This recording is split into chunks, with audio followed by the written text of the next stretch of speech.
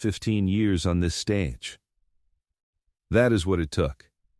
15 years of every kind of family, loud ones, quiet ones, the ones that argued at the podium and the ones that finished each other's sentences, the ones that cried and the ones that laughed through the parts where they should have cried. 15 years of survey questions and wrong answers and moments that went off script in every direction you can imagine. And in 15 years, Steve Harvey had never stopped a taping.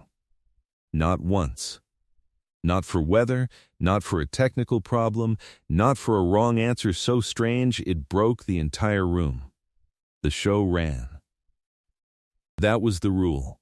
The show ran because the people in the audience had come a long way to watch it run, and the families on the stage had worked hard to be there, and the crew had a job to do, and the job was to let the show run. On a Tuesday afternoon in October, in the 43rd minute of a taping that had been going well, Steve Harvey stopped the show. He stopped it because a man named Gerald Fitch had just opened his mouth and said something that could not be unsaid, and because the woman that Gerald Fitch had said it about was standing 5 feet away from him, with her hands at her sides and her face doing the specific thing that faces do when someone has just used a weapon against you in public, and you are deciding whether to let them see that it landed. Her name was Una Fitch. She was Gerald's wife. She had been in this country for 11 years. She had learned English in those 11 years with the specific and determined effort of someone who understands that language is not just communication, but belonging, and she had built a life in Charleston, South Carolina, with a man she had loved for 13 years. And she had come to this game show on a Tuesday afternoon in October with her family and her husband. And she had played 3 rounds of Family Feud and answered 2 questions correctly, and laughed at Steve's jokes and been entirely, completely present. And then Gerald Fitch had said what he said, and Steve Harvey had not run the show for 30 more seconds. Una Park had grown up in Busan, South Korea, the second of 3 daughters. Her father ran a small hardware store in a neighborhood where the streets were narrow and the buildings pressed close together, and the smell of the sea was present on most days, carried in from the port that the whole city oriented itself around. Her mother taught elementary school. They were a family of ordinary means and extraordinary regularity, dinner at the same time every evening. Church on Sundays, school taken seriously in the way that Korean families of that generation took school seriously, which was to say, completely and without exception. Una had been good at school the way some children are good at things, because the things themselves delight them rather than because they have been told they should be good at them. She had been particularly good at languages. She had studied Japanese in addition to the English that was required, and had picked up enough Mandarin from a neighbor's daughter to hold a conversation. She had the ear for it, the specific way some people have an ear for music, not just the memorization of vocabulary, but the feel of a language, the rhythm of it, the way meaning lived inside the shape of a sentence. Her father had been a quiet man of specific opinions. He had an opinion about the correct way to sharpen a pencil, which was a thing he had demonstrated to his daughters on 3 separate occasions. He had an opinion about which season was best for thinking clearly, which was autumn, because the air had lost its heaviness and the light was honest. He had an opinion about language, specifically that a person who could speak in more than one language had more than one life, which was not twice as much as one life but something larger than that, something that didn't have an arithmetic. He had been the one who enrolled Una in Japanese classes at 11, in addition to the English that was required. He had sat at the dinner table and listened to her practice and corrected her pronunciation with the quiet authority of a man who was not a language teacher and knew it, and was doing it anyway, because it mattered. He had said to her, once, when she was 15 and frustrated with the irregular verbs, the irregular ones are the ones that tell you the most. The language hides its character in the exceptions. She had not understood this fully at 15. She had understood it at 38. She had come to the United States at 27 on a work visa, which became a different visa, which became a green card, which became, 11 years later, citizenship that she had studied for with the same thoroughness she had brought to everything since she was a child in Busan, doing homework at the kitchen table while her mother made dinner and the smell of the sea came through the window. She had met Gerald Fitch at a company event in her 3rd year in Charleston. He had been across the room and he had laughed at something, and the laugh had been, she described it later, to a friend, as the laugh of someone who thought things were genuinely funny and not just socially necessary to find funny, which was rarer than people acknowledged. She had gone across the room specifically to find out who the laugh belonged to. Gerald Fitch had been charmed immediately and obviously and without any apparent effort to conceal it, which Una had found refreshing after a professional landscape full of American men who expressed interest through studied indifference. He had asked her to dinner within 10 minutes. She had said yes. They had been together for 2 years before they married. She had met his family in Georgia, his parents, his 2 brothers, their families. She had liked most of them. Gerald's mother had been warm and specifically curious about Una's life in Busan, asking questions with the genuine interest of a woman who had read about the world her whole life and was delighted to have some of it at her kitchen table. Gerald's older brother Roy had been affable and slightly loud, the kind of man who filled a room with volume rather than presence. His younger brother Dale had been quiet and good. Gerald's father had shaken Una's hand and said, "Gerald tells me you speak 4 languages." And Una had said, 3.5. And his father had laughed. She had fit, mostly the way you fit into a family that is not yours by birth, with effort and good intention and the specific alertness of someone who is always partially translating. Not just language, but context, the unwritten rules of a new world that she was still learning the shape of. Her English had an accent. Of course it had an accent. She had learned English at 27 after a lifetime of Korean, and she brought the music of the first language into the second the way everyone does. She was fluent. Entirely. Thoroughly fluent. Capable of precision and nuance and humor and everything else, but fluency is not the same as accent, and she had an accent, and she had never been ashamed of it because it was evidence of where she came from, and she was not ashamed of where she came from. Gerald had always said he loved her accent. He had said it many times, in the early years, in the tone of someone who was expressing a genuine preference rather than a managed kindness. She had believed him. She had been believing him for 11 years. Learning English at 27 was not the same as learning it at 7, and Una knew this the way anyone knows it who has done the second and not the first. At 7, language goes in through every pore, through the skin, almost, without the mediation of the already formed first language. At 27, you learn it through the architecture of what you already know, and every new sentence is a translation.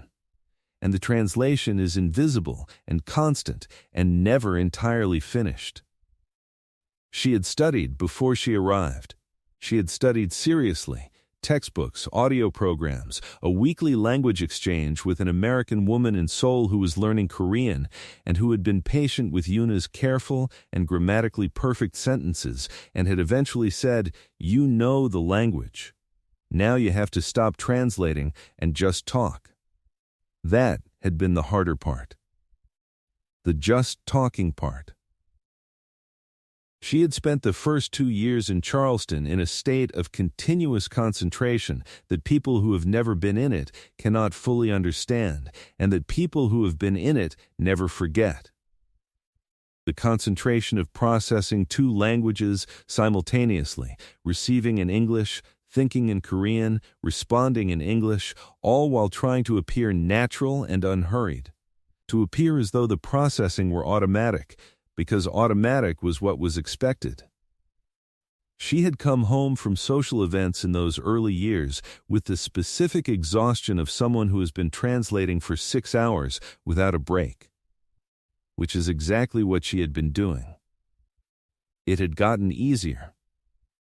Year by year, it had gotten easier. The translation became faster, and then it became less like translation and more like thinking, though she would not have said it was the same as thinking in Korean, which remained the language of her interior, the language she argued in, the language she dreamed in, the language she used when she needed to be most precise about something that mattered. English was where she lived. Korean was who she was. The accent was the evidence of both.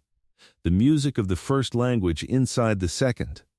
Not a failure of acquisition, but a record of it, proof that she had done this extraordinary and ordinary thing, this thing that millions of people had done and were doing every day in every city. This thing that required you to become partially new without surrendering what was original. She was proud of it. She was mostly proud of it. There were moments, and she would have said this honestly if anyone had asked, when the accent was something she was aware of. When she could feel the room adjust slightly at the sound of her voice, not unkindly, but adjusting, recalibrating, placing her as someone who had come from somewhere else and brought the somewhere else along. She understood this adjustment and did not hold it against people who made it involuntarily, because the involuntary was real and worth understanding. What she held the line on was the voluntary, the deliberate, the performed, the joke between a husband and wife that required her accent to be the punchline. She had believed him. She had been believing him for 11 years. The Fitch family from Charleston, South Carolina, arrived at the Family Feud studio on a Tuesday morning in October. There were 5 of them: Gerald and Una, Gerald's brother Dale and Dale's wife Margot, and Gerald and Una's daughter Sunny, who was 10 years old and who had her mother's precise attention and her father's laugh, and who had been so excited about the taping that she had made a list of everything she wanted to say to Steve Harvey, which she reviewed on the plane and refined in the hotel room and had in her jacket pocket in the studio. Sunny Fitch was the reason they had applied. She had found the application online. She was 10 years old and found most things online, which was a fact of the modern world that Gerald had opinions about, and Una navigated with the specific pragmatism of a parent who understood that the world was the world and that opinion was no substitute for management. Sunny had seen a clip of a Family Feud episode and had said, with the complete confidence of a 10-year-old who has just had an idea, "We should do this. We would be good at this." And she had found the application and filled out her name and the names of her parents and her uncle and aunt and handed the device to her mother and said, "You just have to submit it." Una had looked at the application. She had looked at her daughter. She had submitted it. The call came 6 weeks later. Gerald had been excited about it in the way he was excited about most things, genuinely, with the full energy of a man who found his own life interesting and participated in it with both hands. He had told his friends about it. He had researched fast money strategies on the internet, which Una had teased him about. He had bought his daughter a new outfit for the taping, which had been a production involving 3 stores and several opinions, all of Sunny's, and which had resulted in a bright yellow dress with a white collar that Sunny was wearing right now in the Family Feud studio, and which was, objectively, correct. Una had been quietly looking forward to it. The show. The event of it. The specific joy of doing something out of the ordinary with her family, and the particular pleasure of watching Sunny, who had orchestrated the whole enterprise, get the thing she had organized. She had not been thinking about her accent. She was rarely thinking about her accent. After 11 years, it was simply the way she spoke. The way English lived in her, with the music of Korean underneath it, a little, in the elongation of certain vowels and the particular way she formed certain consonants. It was hers. She did not think about it any more than you think about the color of your hair. She would think about it after Tuesday. Steve Harvey had met the Fitch family during the pre-show walkthrough and had formed his first impressions in the rapid and experienced way of someone who has done this thousands of times. Gerald Fitch was the easiest read in the room. Big energy, full laugh, the kind of man who took up his portion of a space and a little extra without being aware of it. Not unkind, not aggressive, just large, in the way of someone who has always been large in rooms and has organized his self-understanding around this fact. He shook Steve's hand with the specific enthusiasm of a man who was already telling this story to someone else in his head.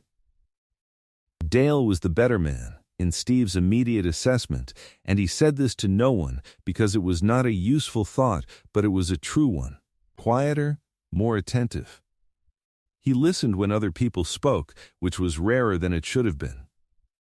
His wife Margot had the composure of someone who had been married to a quiet man for many years and had come to value the specific quality of quiet the way you value something you can rely on.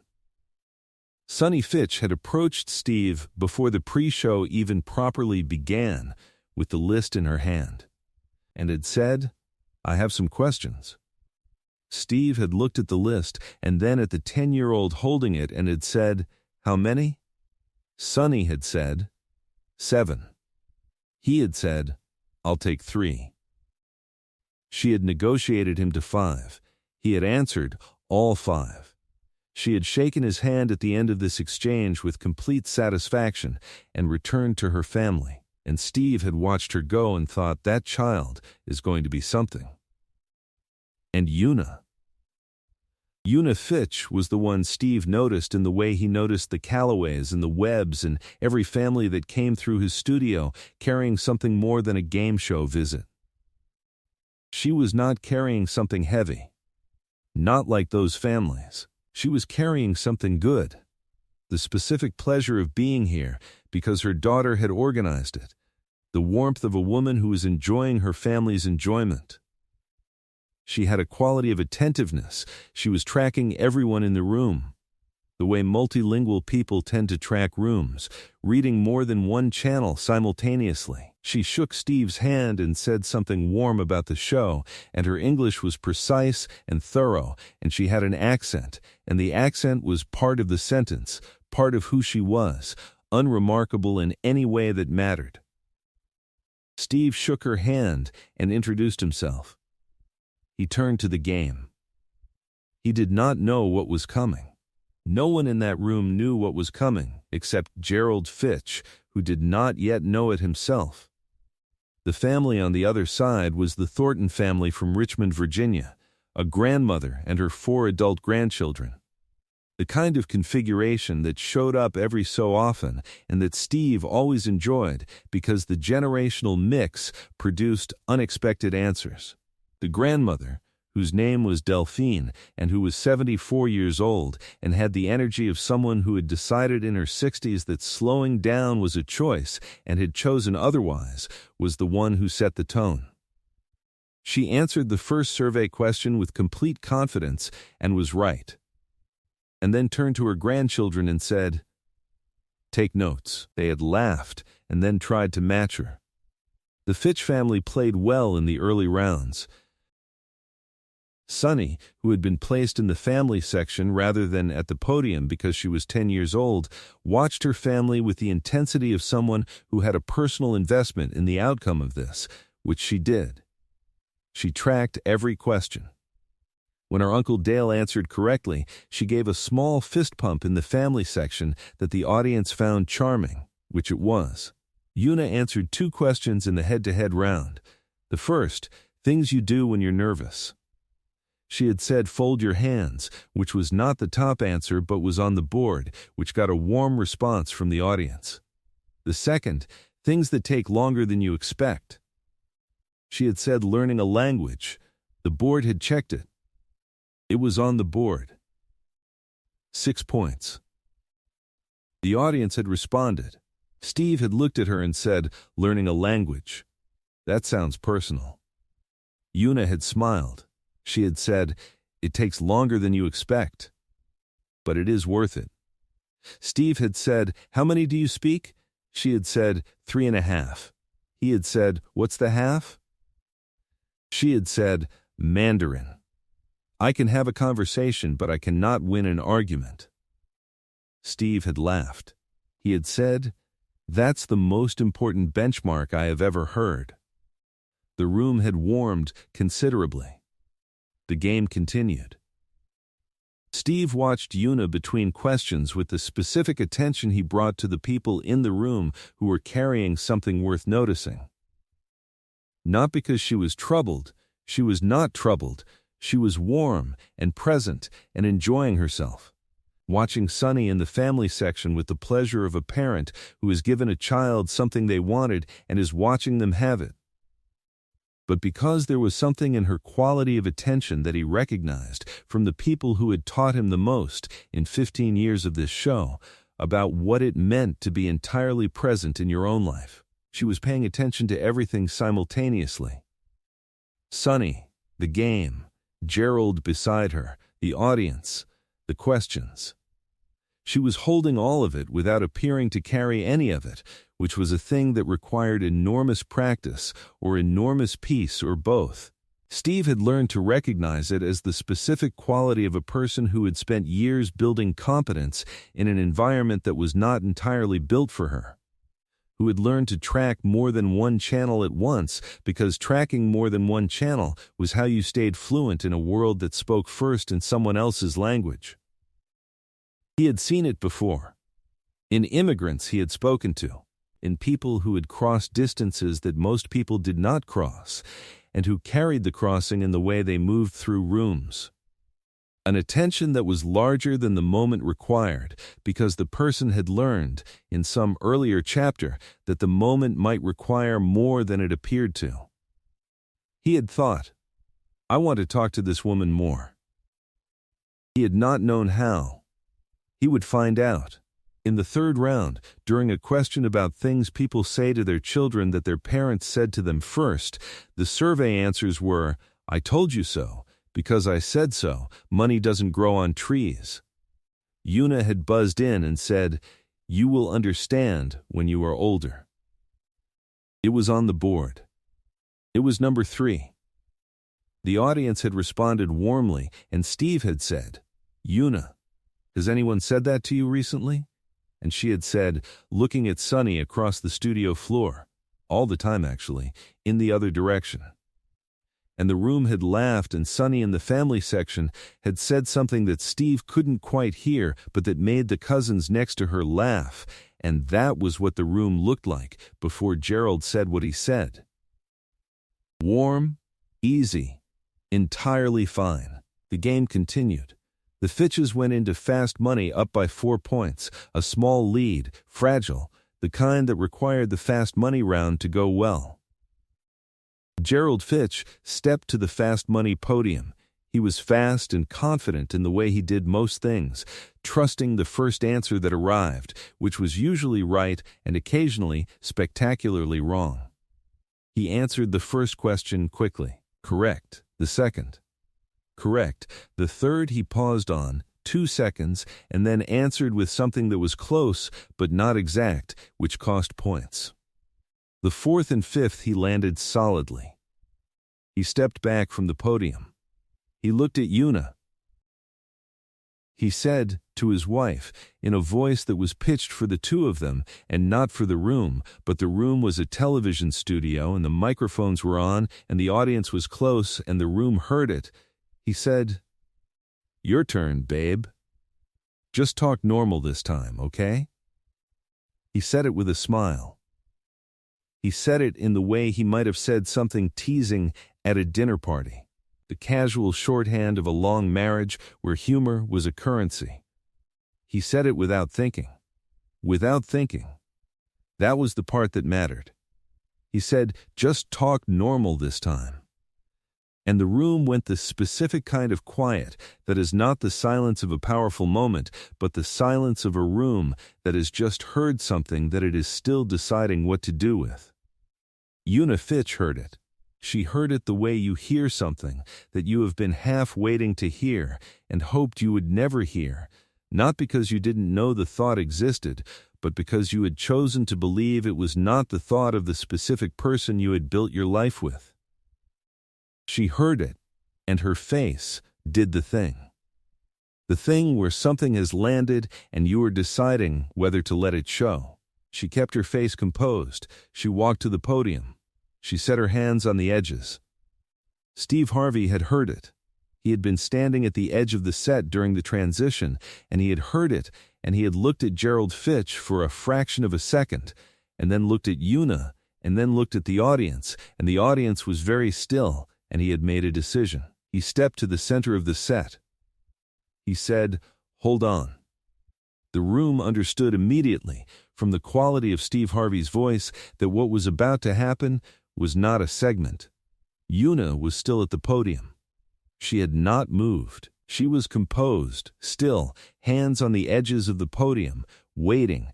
Gerald was at his mark on the family side, and he had the expression of someone who has just registered that something he said has produced a consequence he did not anticipate, and who is still not entirely sure what he said and what consequence it has produced. Steve Harvey did not look at Gerald yet. He looked at Una. He said, "Una, are you all right?" She looked at him. She said, "Yes."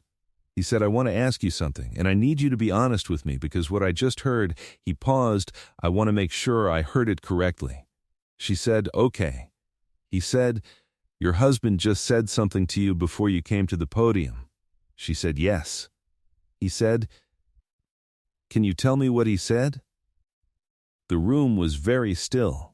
Una looked at Steve Harvey for a moment. She was doing the thing she did with most situations, measuring the distance between what was true and what was necessary to say, and finding that in this case they were the same thing.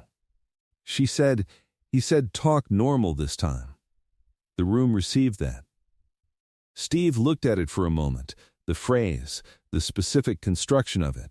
The word normal applied to the voice of a woman who had learned this language as an adult, who spoke 3.5 languages, who had passed the citizenship test and raised a daughter and built a life with precision and intention in a country that was not the one she was born in.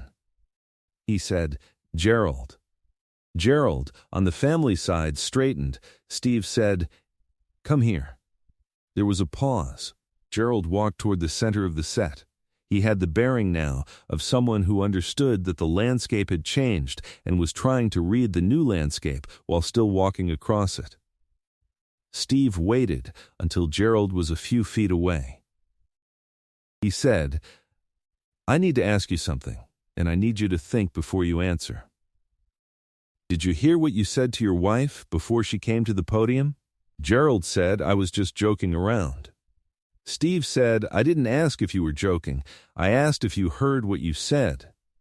Gerald said, "I said talk normal." Steve said, "Yes, you did. A beat." Steve said, "What does normal mean to you in that sentence?" Gerald opened his mouth. He closed it.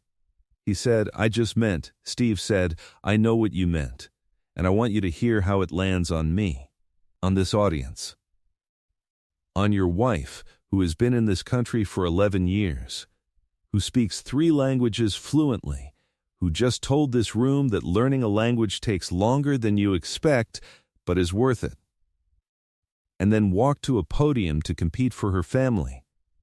And you said, 'Just talk normal this time.'" He said, "That is not a joke between a husband and wife, Gerald. That is a man telling a woman that the way she speaks is a problem. In public, in front of her daughter. The room was completely still. Sonny Fitch, in the family section, was not moving. She was 10 years old, and she had heard her father say what he said, and she had heard Steve Harvey say what he just said, and she was sitting with both of these things in the way that children sit with enormous things, very still, very alert, processing at a speed that adults sometimes mistake for not understanding. She understood. Gerald said, "I didn't mean it that way." Steve said, "I believe you. I do not think you are a bad man, Gerald. I think you are a man who said something without thinking about what it contained. And I am going to ask you to think about it now. He said, your wife left her country. She built a life in a language that is not the language she dreamed in. That is not the language she thought her first thought of every morning. That is not the language of the first 11 words she ever learned as a child. She built a life in it anyway, with precision and intelligence and a sense of humor that I noticed from the first minute she was in this room. He said, the way she speaks is not something that needs to be fixed. It is evidence of who she is, where she came from, what she has done. He said, I am going to tell you something, Gerald. I have been in this studio for 15 years. I have seen people come in here from every background, every state, every country. And in 15 years, I have never once heard a person's voice described as the wrong version of the right thing. He said, because here is what a voice is. A voice is every place you have ever been, every language you have ever learned. Every year you have spent building something in a country that was not the one you were born in. Your wife's accent is 11 years and 3 languages, and a daughter who is sitting over there right now watching both of you. Her accent is not something that needs to be corrected. Her accent is her whole story. He paused. He said, and you told her, in front of this audience and your daughter and everyone watching at home, to talk normal. He let that sit. He said, I need you to understand what you said, not as a joke, as what it actually was. Gerald Fitch looked at his wife. Una Fitch was still at the podium. Her hands were still on the edges. She was looking at Gerald with an expression that was not anger. It was past anger, in the place where the feeling has moved through anger and arrived somewhere quieter and more permanent. The expression of someone who has received information she already had and has now simply had it confirmed. Gerald said, Una. She looked at him. He said, I'm sorry. He was not looking at the cameras. He was not performing this. He was looking at his wife, who was standing at a podium in a television studio in Atlanta, Georgia, with her hands on the edges, with 11 years in her voice, with the evidence of Busan and 3.5 languages, and the specific grace of a woman who had just navigated an enormous public moment and was still, somehow, still. And he was looking at her the way a man looks at a person he has known for 13 years and has just said something to that he cannot take back. She said, yes. He said, I'm sorry. And the way he said it, not quickly, not with the reflex of someone managing a public moment, the way he said it was the sound of a man who had heard what he had said, finally and fully, and understood it. Una looked at him for a long time. Then she said, I know. She said it the way you say something to someone you have been with for 13 years, in the way of a conversation that was not finished and would not be finished in this room, but that had been started in the only room available. She looked at Steve. She said, Can I answer the fast money questions? Steve Harvey looked at her. Then he did something that surprised the room. He laughed. Not at the situation, not at Gerald, not at Una, not at any of what had happened. He laughed because the specific quality of the question, the directness of it, the practicality of a woman who had just navigated an enormous public moment and was now asking, with complete composure, if she could please get back to the game, was one of the best things he had seen on his stage in 15 years. He said, Una, you can do whatever you want on this stage. She walked to the podium. She answered all 5 questions. She got 4 of them right. Before we leave the studio, before we follow Una Fitch and her daughter back to Charleston and the Saturday Mandarin lessons and the ongoing, there is one more thing that happened in the room that is worth knowing. After the confrontation, after Steve Harvey said what he said, after Gerald sat down, Una walked to the podium. The room was still warm with what had just happened, not tense, not relieved exactly, but changed. The air in the room was different from the air before Gerald had spoken, different from the air during what Steve had said, different again from what it was now, the air of a room that has been through something and is on the other side of it and is deciding what the other side feels like. Una placed her hands on the podium. Steve Harvey read the first question. She answered without hesitation.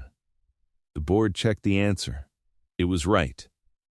Second question. She paused, not for uncertainty, but the way you pause before a sentence when you want the sentence to be exactly right. Then she answered. Right. Third question. 2 seconds. She was reading the question against the survey population, doing the work, thinking like the people who had been asked rather than like herself. Right. Fourth question. She answered immediately. Right, the room had built up around each correct answer the way pressure builds, quietly, incrementally, until the release of it was not explosion, but the specific exhale of something that had been held and has now been put down correctly. Fifth question. The last one. Una looked at the board for a moment. She looked at Steve. She answered. The board paused. The answer was close. Not exact. 3 points. The total, including Una's contributions, was enough. The Fitch family had won. And Una Fitch had gotten 4 out of 5 of her fast money answers correct, in her voice, with her accent, in the language she had learned at 27, in an apartment in Seoul using textbooks and audio programs, and a woman named Carla who had told her, "Stop translating and just talk." She had talked. Exactly right. The family on the Thornton side had watched the entire exchange in complete silence. Delphine, the grandmother, 74 years old, had the expression of a woman who had seen certain things in her lifetime and was not surprised when they appeared and was also not willing to pretend they were acceptable. She had not said anything. She had held her grandchildren's eyes when they looked at her, and the look had said, "I know." And watch how this resolves. When Una walked back from the podium to the Fitch family side, the room began to exhale. Not loudly, just the specific release of held breath that happens when something has been resolved enough to allow breathing. The Fitch family had won the round by 3 points. The prize was theirs. Steve Harvey did not move immediately to the celebration. He stood at the center of the set and he looked at the audience.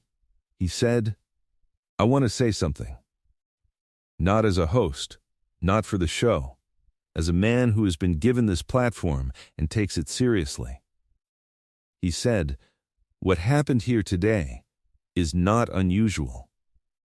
I want you to hear that. It is not unusual for someone to say something to another person that contains a judgment about who that person is, dressed up as a joke, said without thinking, without full understanding of what it carries.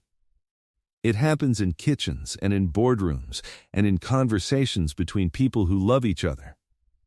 It happens because we are human beings and we are imprecise with the things we carry." He said, "The thing that matters, the thing I want you to take from today, is what Gerald did after.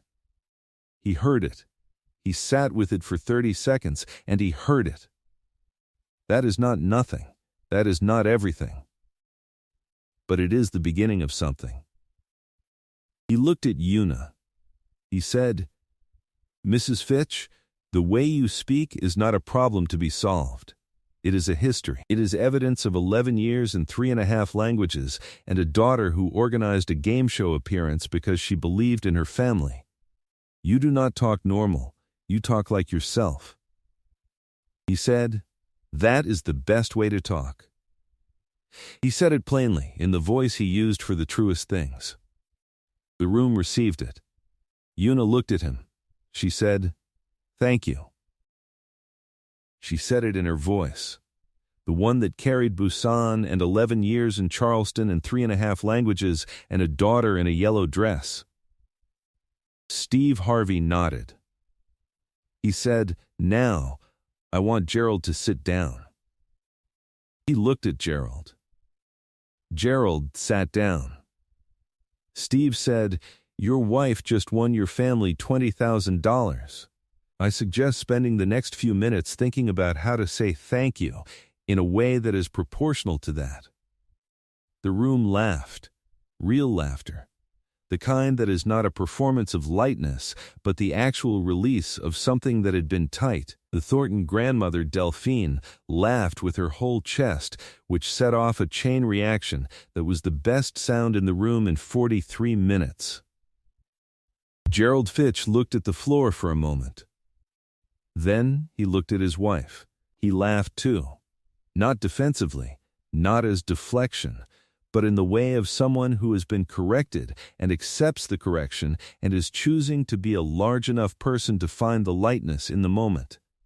It was not the whole answer, but it was not nothing. The clip of Steve Harvey stopping the taping circulated online within hours of the episode airing. It ran for 4 minutes and 17 seconds, from the moment Steve said "hold on" to the moment Una said "thank you." Those 4 minutes and 17 seconds were watched in the following 2 weeks approximately 11 million times. The responses were not simple. Some people were angry at Gerald specifically, directly, without caveat.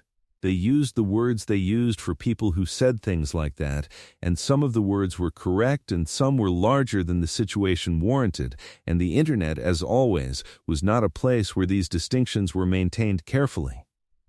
Some people defended Gerald, said it was a joke between a husband and wife, said Steve had overreacted, said the moment had been manufactured for television. These people were wrong about the last thing. The moment had not been manufactured. It had happened the way it happened. A man said something without thinking. A woman heard it with full understanding. A host chose not to let it pass. But the responses that stayed the longest, that circulated quietly in the spaces where the loud arguments had faded, were from women who had accents, from women who had been told explicitly or by implication that the way they spoke was something to be managed or minimized or worked on, from women who had learned English in their 30s and had spent years building precision in a language that was not their first, and had been made to feel in small and large ways that the evidence of that labor was a flaw. A woman from Lagos, Nigeria, who had been in the United States for 16 years and who was a physician and who had spent those 16 years in a specific and ongoing negotiation with the way rooms responded to her voice, she wrote, "I watched this 3 times. The 3rd time I cried. Not because of what he said, because of how she walked to the podium anyway." A woman from Guadalajara, Mexico, who had been in Houston for 20 years and had 2 children who were born there and who had raised them speaking both, and had been told at various points in those 20 years by various people in various registers of politeness that her accent made her hard to understand. She wrote, "My daughter texted me this video. She is 17 years old. She said, 'Mama, watch this.' I watched it. I called her. We talked for an hour." A woman from Seoul, South Korea, who was 43 years old and had been in Canada for 15 years and who had a daughter named Minji and who watched the video in the kitchen while making dinner, she wrote, "This is not unusual." That is what he said. It is not unusual. He is right. But today, someone said something about it out loud. A woman from Taipei, Taiwan, who was a software engineer in Seattle and who had been in the United States for 8 years and who had spent those 8 years in meeting rooms where she was the only person in the room for whom English was a second language, meeting rooms where she had spoken carefully and been precise and had been told, twice, by 2 different people that she might consider diction coaching to help with her communication. She watched the clip on her laptop at 11 at night and said, to no one in the room, "Yes. That? Yes." a man from Mexico City who had been in Chicago for 22 years and who owned a restaurant and whose English was excellent and fully accented, and who had been told by a customer once that he was hard to understand. He had watched the clip with his wife, and his wife had said, after, "What did you think?" And he had said, "I think the man was right, and also I think it was not about the accent." And his wife had said, "No, it is never really about the accent." These responses did not find Una directly. They did not need to. They were people saying the true thing about themselves into a space that had been opened, briefly, by a woman who walked to a podium with her hands on the edges and answered 4 out of 5 survey questions correctly and did not change the way she spoke. A woman from Seoul, South Korea, who was 43 years old and had been in Canada for 15 years and who had a daughter named Minji and who watched the video in the kitchen while making dinner, she wrote, "This is not unusual." That is what he said. It is not unusual. He is right. But today, someone said something about it out loud. Una Fitch did not respond to the comments. She did not have social media accounts that were public. She read some of the responses on her daughter's phone over Sunny's shoulder on a Sunday afternoon in November. She did not say much about them. She said, "It is strange to see yourself in a room where you were not aware of being seen." Sunny had said, "Does it feel bad?" Una had thought about this for a moment. Then she said, "Some of it feels like something I needed to know. That there are other people who have felt this. That it is not just a feeling I have by myself." Sunny had said, "It's not." Una had looked at her daughter. The yellow dress was in the wash. She was wearing a sweatshirt and had her hair in a ponytail and was sitting on the couch with her legs folded under her, which was how she sat when she was comfortable, which she almost always was, because Sunny Fitch was a 10-year-old who had her mother's attention and her father's laugh and had inherited from both of them the specific quality of being entirely herself in whatever room she was in. Una said, "No, it is not just me." She was quiet for a moment. She said, "Your father and I talked." Sunny said, "I know." Una said, "For a long time." Sunny said, "I know.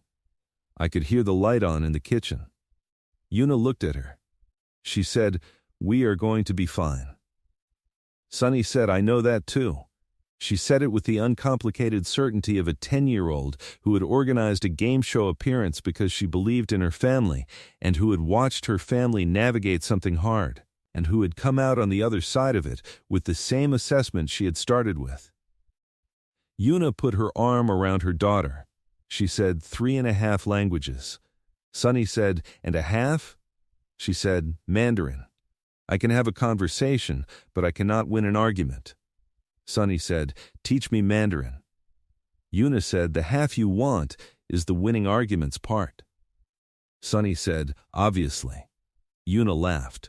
It was the full laugh, the one that arrived before you decided to laugh. The evidence of something that had found you somewhere underneath the management and the composure and the precision that 11 years of building a life in a second language required of you. The laugh that meant something had gotten through to the part of you that was simply and entirely yourself, without translation, without management, without thinking about what it sounded like.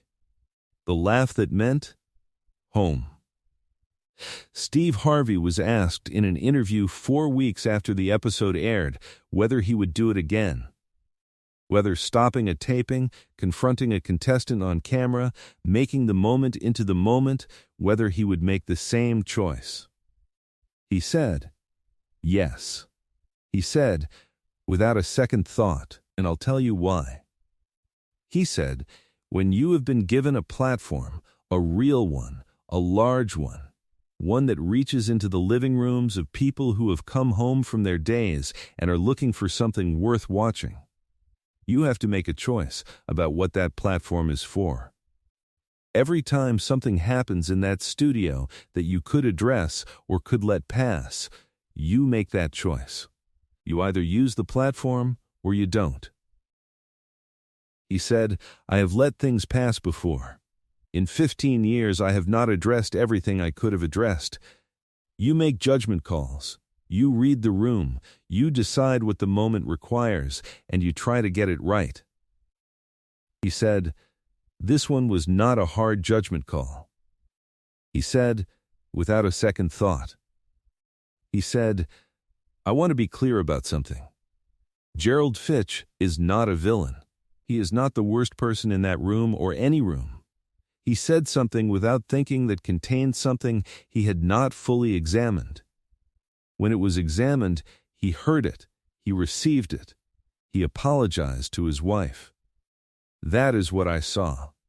He said, what I will not do and what I will never do, on this stage or anywhere else, is let something like that pass because it is more comfortable to let it pass.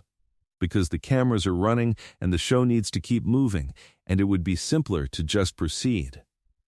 He said, it is always simpler to just proceed. He said, but Una Fitch was standing 5 feet away from a man who had just used her accent as evidence that she didn't talk right, in a room full of people and a room full of cameras, and she was still standing there, composed, hands on the podium, ready to answer survey questions. And the least I could do, the absolute minimum, was to make sure that nobody in that room, including Gerald, got to pretend that what was said was just a joke and move on. He said, she doesn't just talk right. He said, she talks exactly right. He said it the way he meant it, simply, without rhetoric, as the truest thing he knew to say about a woman who had spent 11 years becoming fluent in a language that was not her first, and who had walked to a podium in a television studio in Atlanta and placed her hands on the edges and answered 5 survey questions in that language and gotten 4 of them right. And who had done all of this with her voice exactly as it was, the voice of Busan and Charleston and 3.5 languages, and a daughter in a yellow dress who was learning the winning argument's half of Mandarin on Saturday mornings, and who had done it fully and with precision, and whose voice contained the evidence of all of it. The way he meant it was the way you mean something when you have spent 15 years standing in front of people who show you what they are made of, and you have learned to recognize the quality of that, and you want to name it correctly. She talks exactly right. There is a woman in Charleston, South Carolina, who wakes up every morning and speaks 3.5 languages, or more, if Sonny's Mandarin lessons keep going the way they have been. She makes breakfast. She says something in Korean to the memory of Busan, and something in English to the morning, and something bilingual to her daughter that is becoming a new thing. A language that belongs to the two of them, that doesn't have a name yet, but is theirs. On Saturday mornings now, Sonny sits at the kitchen table with a notebook and a pen, and Una sits across from her. And they are doing the Mandarin. The winning arguments half. Sonny is a good student. She has her mother's ear for it, the specific gift, the thing that goes in through more than one channel at once and stays. The irregular ones are the most interesting to her. She asks about them with a thoroughness that requires real answers. Una gives real answers. Gerald comes downstairs sometimes during the Saturday lessons and stands in the kitchen doorway and watches the two of them at the table, and his face does the thing it has been doing since October. The specific expression of a man who is understanding something more completely, week by week, than he understood it the month before. He brings coffee. He puts it on the table. He does not interrupt the lesson. Sometimes Una looks up and finds him in the doorway. She meets his eyes. She continues the lesson. This is what a marriage looks like in the ongoing, not the beginning of it. Not the clean version, not the 61-year simplified version that fits on a card. The version that is awake. The version that is looking at the irregular ones and finding them most interesting. The version where two people are in the room and both of them know the room is real and are choosing to be in it. She makes breakfast. She says something in Korean to the memory of Busan and something in English to the morning and something bilingual to her daughter that is becoming a new thing, a language that belongs to the two of them, that doesn't have a name yet, but is theirs. She talks exactly right. If this reached you, if it landed in the place where you have ever felt that the way you are is the wrong way to be in a room that wasn't built for you, then hold it. And know that there are rooms being built right now, and people on stages saying, "No, that is not acceptable. Not in my room." Subscribe, we are going to keep finding those rooms and those people and those moments. The ones that don't just proceed,